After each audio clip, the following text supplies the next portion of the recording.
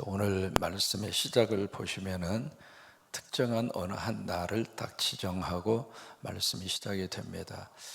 1절에 보시면은 나오는 단어가 있죠. 뭐죠? 안식일에라고 하는 단어입니다. 누가복음을 보시더라도 특정하게 이 안식일에라고 하는 이 문제 때문에 심각하게 예수님과 특별히 이제 바리새인들입니다. 율법학자 또는 서기관들 그들 사이에 아주 심각한 충돌이 일어납니다.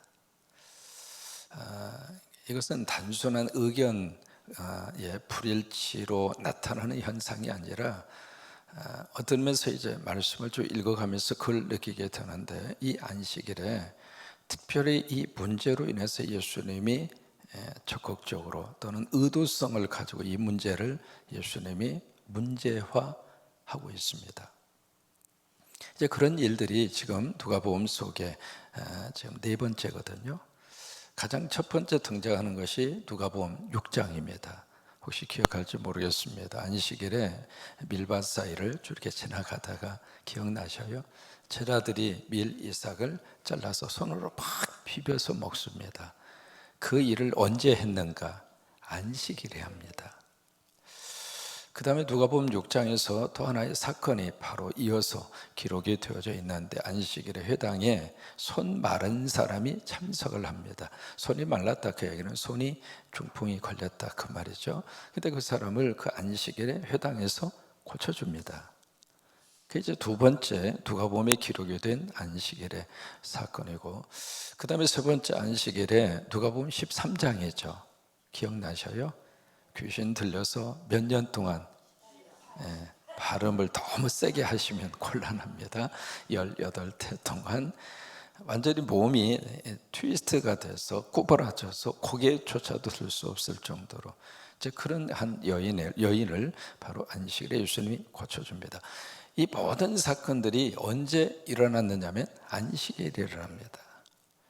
그런데 이게 바리새인들이 문제를 일으켜서 예수님하고 충돌이 일어나는 것이 아니라 예수님이 오히려 그 안식일에 고의적으로 그 일을 하세요. 다른 날 할 수도 있잖아요. 근데 꼭 안식일에 하신단 말이죠. 그 이야기는 이 안식일 문제를 예수님이 적극적으로 문제화하고 있는 거예요. 그래서 어떤 고의성과 의도성을 가지고 이 안식일 문제를 가지고 바리새인들하고 정면으로 충돌을 합니다. 오늘 성경도 마찬가지거든요. 이제 오늘 성경에 여기 안식일에 그렇게 1절에 기록이 되면서 한 바리새인의 지도자가, 이렇게 바리새인의 그룹 가운데 어느 정도 위치가 있는 사람이 예수님을 초청합니다. 초청을 하는데 이 바리새인의 초청이 순수한 의미에서의 식사 초대였을까? 여러분 그런 것 같아요? 예수님이 참 존경스럽고 예수님을 정말 대접하고 싶어서 초대하는 식사 자리가 아니에요. 왜냐하면 그 다음에 나타나는 현상들을 보면 이 사람이 예수님을 초대하긴 했지만 뭔가 지금 가슴속에 숨기고 있는 뭔가가 있어요. 그래서 이제 집에 초대를 해서 예수님의 식사 대접을 하는데 1절에 보시면은 그들이 뭘 하느냐면 엿보았다. 무슨 얘기예요? 예수님 무슨 행동을 하는가? 도끼 눈을 뜨고 이렇게 지켜보는 거예요. 도대체 오늘 안식일에는 엉뚱한 행동을 하지는 않을까? 이 안식일에 우리가 생각하는 안식일의 개념하고 전혀 다른 그런 개념으로 이 예수님이 안식일에 대한 법을 어기는 것은 아닌가? 그것을 유심히 그리고 뚫어지라고 그들이 이제 지켜보고 있는 거예요. 근데 그 자리에 지금 누가 와 있는가? 수종병 걸린 사람이 예수님 코앞에 있습니다. 수종병이라고 하는 것은 우리식으로 말하면 부종입니다. 막 이렇게 혹 같은 혹이나 종개 같은 것이 신체의 어느 한 부위에 비정상적으로 부풀러 올라 있는 것, 그것을 수종병이라고 합니다. 근데 수종병에 이 걸리면은 고통이 굉장히 심합니다. 근데 그 병에 걸린 사람이 지금 예수님 앞에 딱 앉아 있어요. 그러면 그 사람이 자기가 왔을까요? 아니면 바리새인이 예수님 앞에 딱 갔다가 왔을까요? 1번일까요? 2번일까요? 2번이에요. 여러분 분위기를 좀 파악하시겠습니까? 그러니까 그런 의미에서 예수님을 정말 식사 대접을 위해서 초대한 바리새인의 지도자가 아니었다고 하는 거예요. 근데 그런 분위기를 주님이 딱 아시고 그 다음에 예수님이 저기에 질문을 던지고 있습니다. 바로 뭐냐면 3절에 보시면 콕 집어서 율법 교사들 바리새인들 이라고 하는 두 부류의 사람을 콕 집어서 그들에게 예수님이 질문을 던집니다. 무슨 질문을 던지는가? 보자. 안식일에 병을 고쳐주는 것이 합당하냐? 합당하냐? 그 말은 법적으로 괜찮냐? 그 말이에요. 여기서도 예수님이 안식일에라고 하는 것을 그들에게 다시 기억하게 합니다.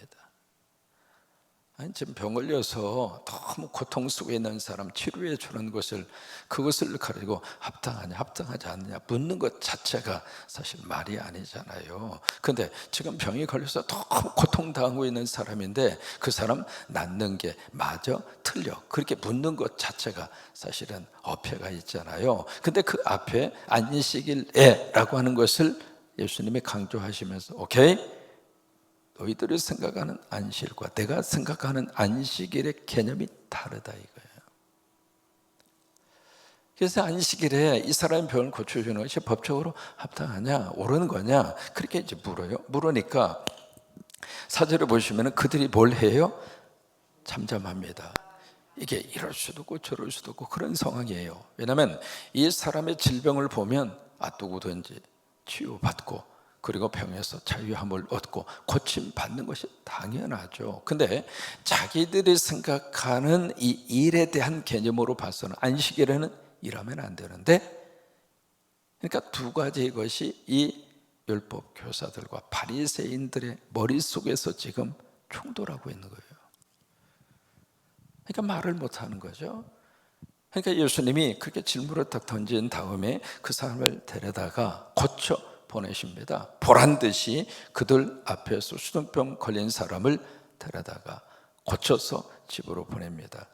그러면서 5절 말씀에 같이 한번 읽으실까요? 5절에 또 그들에게 이르시되 너희 중에 누가 그 아들이나 소가 우물에 빠졌으면, 여기 이제 아들로 되어졌는데요, 다른 복음서 마태복음에 보면 이 아들이 나귀입니다. 나귀.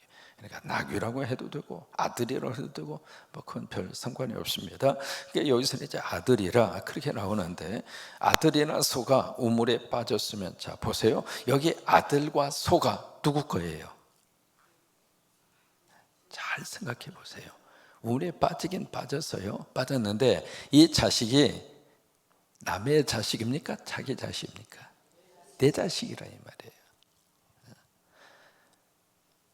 내 피부치가 우물 속에 퐁당 빠졌어요. 여러분 이스라엘의 우물을 시스턴이라고 합니다. 시스턴이라고 하는 이 우물은 우리가 생각하는 우물하고 구조가 달라요. 이스라엘은 물이 아주 귀해요. 그래서 새벽에 내리는 이슬이 가랑비처럼 흡족하게 내립니다. 그러니까 들녘에 있는 모든 식물들이 그 이슬, 가랑비처럼 내리는 이슬을 먹고 살아요. 그리고 양들이 그 연한 그 이파리를 따먹기 위해서, 혹시 자세히 보시는 분들은 그것을 볼 수 있는데, 이스라엘에 가서 보시면 산에 이렇게 쭉 이렇게 샛길처럼 이렇게 나 있습니다. 왜냐하면 양들이 그 새끼를 따라서 새벽 예술을 먹고 머금고 막 솟아오르는 연한 그 순, 그걸 따먹으려고 하도 많이 다녀가지고 산이 이렇게 새길처럼 그렇게 되어 있어요. 그래서 물이 귀한 나라이기 때문에 비 한 방울이라도 땅에서 쏟아지면 그 빗물을 절대로 흘려보내지 않습니다. 그 모든 빗물을 다 모아서 만들어 놓은 것을 시스턴이라고 해요. 시스턴. 히스기야가 웅덩이에 빠졌잖아요. 그 웅덩이가 시스턴이에요. 우물이라 그 말이에요. 그러니까 작은 게 아니라 굉장히 큽니다. 그리고 깊이가 깊어요. 거기에 지금 퐁당 빠졌는데 누가 빠졌는가? 이웃집 아저씨 아들이 아닙니다. 내 자식이 빠졌다 이 말이에요. 야, 내 자식이 안식일에 그 속에 퐁당 빠져서 살려달라고 거기서 몸부림치고 아우성을 치는데, 안식일이니까 너 가만히 있어. 안식일에 아빠 일하면 안 돼. 가만히 있어. 그러면 그 말을 듣고 자식이 웅덩이 속에서 뭐라고 그럴 것 같아요? 야, 우리 아빠 믿음 좋네. 그렇지, 안식일에 일하면 안 되지. 내가 죽든지 말든지 안식일은 그렇게 지켜야 돼. 그러면서 아들이 거기서 은혜 받고 있겠어요? 아니면 열받쳐 있겠어요? 그 상황이에요. 이제는 아들 문제가 아니라 이제는 짐승으로 지금 비유가 됩니다. 그렇다면 여기에 나귀든 소든 이 짐승이 우물속에 빠져서 팍 거기서 살려달라고. 여러분, 짐승은요 체면도 없습니다. 시스템 속에, 웅덩이 속에 퐁당 빠져서 이 짐승이 본능적으로 거기서 울부짖을 거 아니겠습니까? 여러분, 본능적으로 울부짖는 그 짐승 소리, 그것도 다른 사람 거가 아니라 내 거예요. 내 거라고. 여러분, 그게 한두 푼 가치가 있겠습니까? 그런 상태 속에 있는데 내가 안식일이니까 내가 교회 가서 예배 드려야 되고, 교회 가서 거룩한 일을 해야 되고, 오늘은 손 하나 깜짝하지 말라고 그랬고, 주일날 돈 쓰면 큰일 나니까 내가 돈 쓰면 안 되고, 주일날 걸어 다녀야 되고, 차 타면 안 되고, 그러니까 네가 죽든지 말든지 너는 가만히 있어.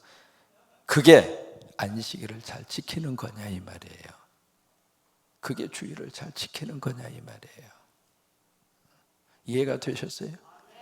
이 문제를 예수님이 여기서 다루고 있습니다. 왜냐하면 지금 이제 안식일법이라고 하는 것이, 여러분, 안식일은요 누가 주신 계명이죠? 하나님이 주신 계명이에요. 10계명 가운데 몇 번째예요? 네 번째잖아요. 네 번째예요? 세 번째예요? 네 번째잖아요. 그러니까 이 안식일법은 바로 하나님이 주신 계명이에요. 그러면 이 안식일 문제를 가지고 왜 그렇게 충돌이 많이 일어나는가 질문 한번 해볼까요? 예수님이 이 세상 오셔서 안식일을 없애려고 그랬나요? 그거 아니에요. 안식일 폐지가 아닙니다. 안식일을 준수하는데, 안식일을 지키는데 제대로 지키자 이 말이에요. 왜 그럴까? 이게 이 안식일 제대로 지키기 위해서 랍비들이, 스승들이잖아요. 이 랍비들이 오랫동안 어떻게 하면 이 안식일을 거룩하게 지킬까? 그래서 거룩하게 지키기 위해서 그들이 나름대로 규칙을 쭉 만들어 놓은 거예요. 근데 그들이 만들어 놓은 이 규칙의 가지수가 몇 가지냐면 39가지입니다. 이 39가지 모두가 다 어떤 규칙이 있냐면 하지 말라라고 하는 규칙이에요. 이것도 하지 말고 저것도 하지 말고 전부 다 39가지의 것이 안식일을 거룩하게 지키기 위해서, 이것도 하지 마, 저것도 하지 마. 거기 걸어다니는 것도 거기에 1km 안에서만 걸어다니고 1km 밖으로 벗어나면 안식일 어긴 거예요. 안식일을 어기면 어떻게 되는가? 돌멩이로 들어서 쳐 죽이라고 그랬어요. 끔찍하죠? 그러니까 39가지 하지 말라고 하는 이것이 쭉 보태져서 예수님 당시에 이 안식일을 지키는데, 이 안식일을 어떻게 지킬 것인가, 안식일을 주신 본래 하나님의 의도와 목적은 다 사라지고 오직 안식일 법에 얽매여서, 우리가 주일을 지키고 주일을 성수할 때에도 하나님이 우리에게 주일을 주신 그 의미가 사실은 가장 중요하거든요. 그렇잖아요.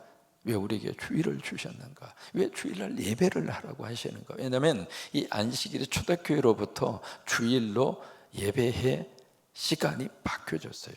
왜냐하면 우리는 부활을 가장 중요하게 생각하기 때문에, 그래서 부활 신앙을 고백하면서 우리가 주일을 지금 지키고 있는 거거든요. 그러면 주일을 지켜야 되는 가장 중요한 본래 하나님이 우리에게, 주님이 우리에게 주신 그 의미성과 본질의 핵심의 가치가 손상되지 않도록, 그때 이게 주일을 주일답게 지켜보겠다고 이런 규칙을 만들고 저런 규칙을 만들고, 혹시 기억나세요? 아까 말씀드린 것처럼 여러분 어렸을 때 행여나 고신측에나 아주 경건주의를 표방하는, 보수라고 표방하는 그런 교회에서 어린 시절을 보낸 분들은 주일날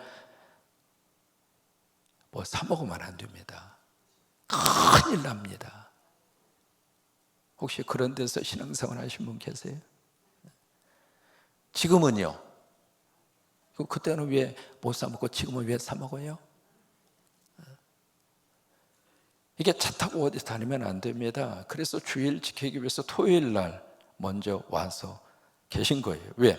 차 타면 안 되니까. 대중교통 이용하면 안 되니까. 왜? 대중교통 이용할 때 돈 내야 되잖아요. 그 주일날 무슨 돈을 쓰느냐고. 그러니까 미리 와서 주일 지키고 그 다음에 월요일날 새벽에 차 타고 가고 그랬어요.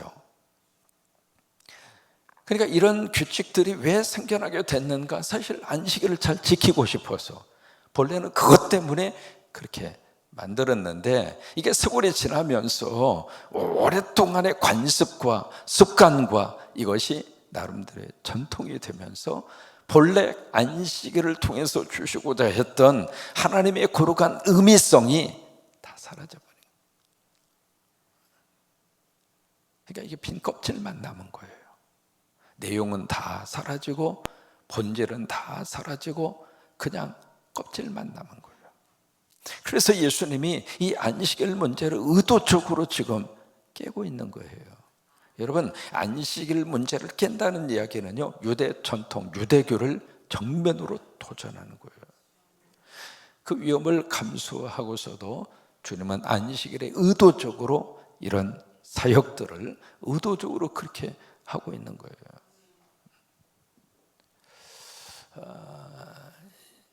그래서 늘 우리 속에 이게 계속 우리가 가져야 돼요. 전통 좋아요. 성광교회 이어지는 전통, 성서적인 전통은 끝까지 가지고 가세요. 그러나 성서적이지 않는 전통은 그 전통이 이렇게 해도 괜찮고 저렇게도 해도 괜찮고 괜찮은 거예요. 그게 무슨 성경처럼 가치가 있고 성경처럼 진리가 되고 그런 거 아니에요. 여러분, 그러면 이 안식일 주신 하나님의 가장 중요한 그 원리가 뭐냐 그 말이에요. 이 단어 속에 그대로 그 본질의 의미를 담고 있습니다. 안식이에요. 안식. 말 그대로 안식일은 안식이에요. 안식. 근데 이 39가지의 규칙으로 이 안식하지 못하고 오히려 안식일에 고통이 된 거예요. 그 어기면 큰일 나니까, 어기면 집단적으로 돌멩이를 들어서 죽여버리니까 그 분위기가 살벌한 거예요. 누가 안 지키나, 어느 놈이 안 지켜, 그냥 들키기만 해봤는데 가만두나, 그런 거랑 마찬가지란 말이죠. 마치 주일학교 학생들에게 다 같이 눈 감고 두 손 모으고 그리고 기도해요 했는데 어느 아이가 눈 떴어. 그럼 눈 뜬 사람을 본 사람은 뭐 하는 사람이요?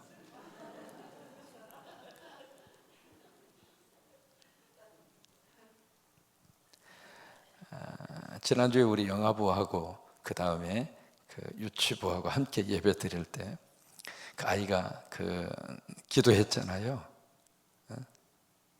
유치부 아이가 기도했잖아요.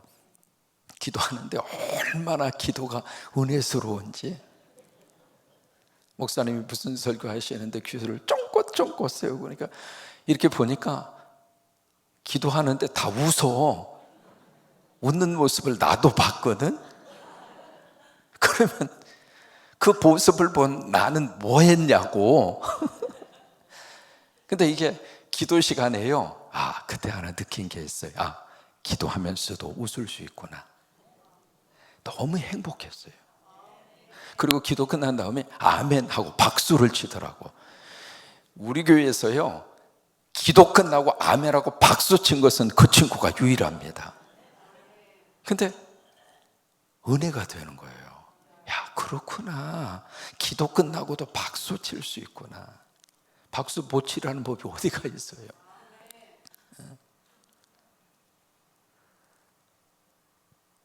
이게 자꾸 예수님은 이 전통이라고 하는 이름으로 어렸을 때부터 내가 배워왔다고 하는 그것으로 인해서 가장 중요한 핵심적인 가치가 더덕더덕 이상한 것으로 막 붙어서 그게 사라져버리는 것을 주님은 원하지 않았어요.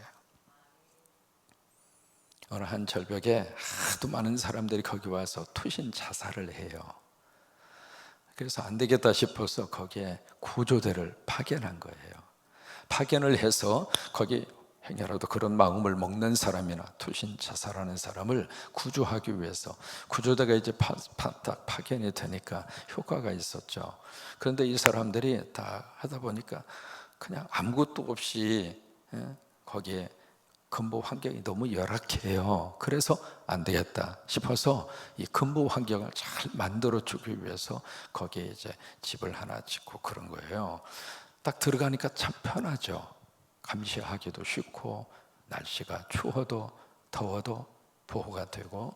그래서 이제 그 나름대로 좋았는데 이게 그 건물을 딱 지어주니까 그 건물 꾸미느라고 정신이 없는 거예요.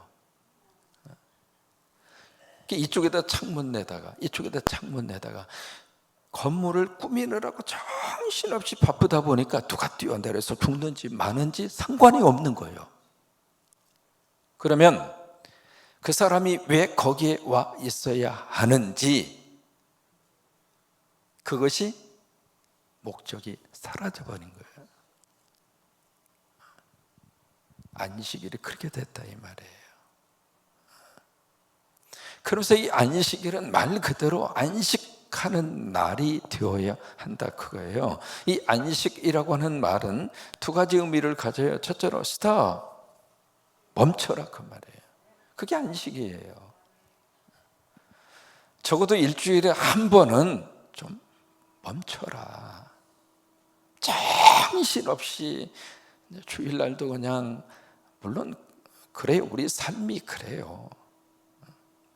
근데 그렇게 정신없이 그렇게 스트레스 받으면서 정신없이 그렇게 달리다 보니까 하나님이 허락하신 생명 제대로 살지도 못하고 가버리더라 이 말이에요. 이민사회 안에서 참 안타까운 게요. 장례식 집례하면서 이제 좀 먹고 살만하니까 가버려요. 막 절규를 하면서 이러려고 여기까지 온 거 아닌데 이 고생하다가 죽으려고 여기까지 온 거 아닌데 막 그 모습 볼 때마다 가슴이 찢어지는 거예요. 그때 가서 내가 이럴 줄 몰랐는데 그러면서 탄식해 본들 무슨 의미가 있습니까? 하나님이 우리에게 인생의 삶의 여정을 살면서 여러분 하나님이 주신 말씀대로 우리가 살면 건강하게 살아요. 이거요 성경 말씀 어기니까 병도 많이 생기고 그래요. 하나님의 말씀대로 살면 모든 관계 회복이 이루어져요. 또 하나 하나님의 말씀대로 살면 하나님의 주신 생명 끝까지 누리고 살아요. 왜 안식일을 줬을까? 이 고통 속에서 이 수없이 많은 번망에 의해서 그렇게 무거운 짐을 짊어지기 위해서 하나님이 주일을 지키라고 그러고 안식일을 지키라고 주셨는가? 그건 아니지 않느냐. 스탑. 일주일에 하루 딱 멈추어도 절대로 안 죽습니다. 굶어 죽지 않아요. 일주일에 하루 우리가 안식한다고 그래서 우리의 인생이 먹고 사는 문제가 심각한 문제로 태도되는 건 아닙니다. 왜요? 하나님이 먹이니까요. 하나님이 우리의 먹거리를 허락하시니까 그거 믿고 스탑하라는 거예요. 하나님 믿고 스탑해라. 그러면 안식일에 대한 부분은 내가 책임져 주겠다. 그게 안식일법의 시작이거든요. 그 다음에 스탑과 함께 우리에게 주시는 것이 바로 쉼이에요. 쉼. 근데 이 쉼이 어디에서의 쉼인가? 하나님 안에서의 안식입니다. 그래서 마태복음 11장 28절 말씀에 예수님 말씀하시잖아요. 수고하고 무거운 짐진 자들아. 여러분 거기에 수고와 무거운 짐을 누가 지고 있는가? 안식을 지켜보겠다고 수고하고 무거운 짐진 사람들. 그들에게 다 내게로 오라. 내가 너희를 편히 쉬게 하리니. 내가 너희에게 주는 짐은 쉽고 가벼움이니라. 우리가 그 예수님이 짊어주시는 쉽고 가벼운 짐, 어떻게 쉽고 가벼운가? 은혜 안에서, 믿음 안에서, 성령 안에서. 그러면 주일 이 자체가 행복하다 그 말이에요. 여러분, 그 어느 날보다도요, 주일이 우리 삶에 있어서 최고로 행복하셨으면 좋겠어요. 정말로 주일이 우리 인생의 최고로 행복했으면 좋겠어요. 지금 비택장로 교육을 하고 있는데, 비택이 되셔서 앞으로 장로가 되시는 여러분들에게 꼭 부탁하고 싶은 게 있어요. 나 장로 됐으니까 나 더 행복하겠다. 장로가 돼서 더 열받치고, 더 그냥 스트레스 속에 있고, 더 그냥 무거운 돌멩이를 짊어진다고 생각하지 마시고, 내가 장로로 이 교회를 섬기면서 나 더 행복하겠다고. 여러분, 그렇게 사역하시고 그렇게 사명 감당하시기를 축복합니다. 목사가 돼서 평생을 이 강대상 올라올 때마다 무거운 짐진 자가 돼서 너무 감당하기 힘들어서 목사가 인상을 팍 쓰면서 설교할 때마다 이 지긋지긋한 설교 말이야. 또 설교해야 되고 또 설교해야 되고, 그런 모습으로 완전히 노댕이 생각하는 사람이 인상 쓰면서, 그러면서 강대상에 올라와서 설교를 하고 그리고 주일 예배를 인도한다면, 그 모습을 본 성도들이 야, 우리 목사님이 진짜 목회 제대로 하는구나. 그렇지, 사명은 저렇게 감당해야지. 그래서 여러분, 은혜 받으시겠어요? 아니면 아휴, 어떤 태도가 나오겠어요? 내가 주는 짐은 쉽고 가벼움이니라. 그래요. 저는 강대상 올라오면서 사실은 너무 행복해요. 왜냐하면 이 말씀 딱 제가 그냥 오는 게 아니에요. 여러분 이렇게 보면 목사는 쓰기만 하면 줄줄줄 나오는 줄 아는데, 여러분 그거 아니에요. 얼마나 준비를 많이 하는지 몰라요. 내가 이거 보여주는 이유가 있습니다. 준비하고 나면 막 가서 같이 은혜 받고 싶은 거예요. 막 은혜를 나누고 싶고.